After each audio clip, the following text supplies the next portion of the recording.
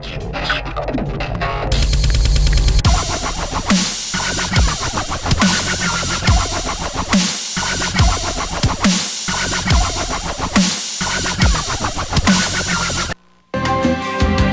TV, where your news comes first.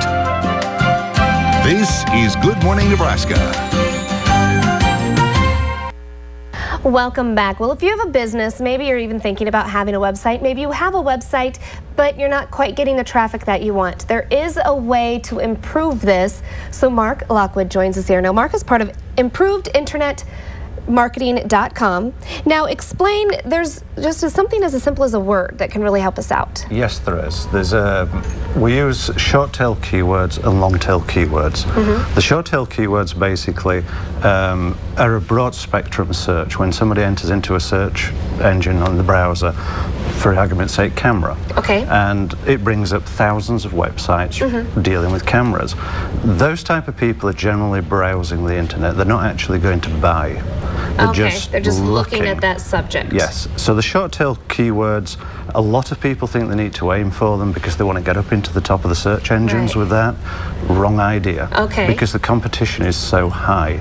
Now, if we go for the the long tail keywords, which would be Nikon camera, something of that nature. Or 35 millimeter. 35 millimeter, yes. Yeah.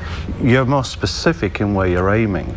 Now, these type of people who are searching for these parameters are 98% more likely to buy than the people who are using short tail keywords. Okay, so you want this in your website somewhere there, and how do you make sure that you have those words in there? You use the words in your text on the pages within your website, within the headers, the page names, and all being well within your domain name if you can. Because really, and you mentioned the competition is so high. Yes. Explain that a little bit. There's a huge competition. There's massive competition with the short tail keywords.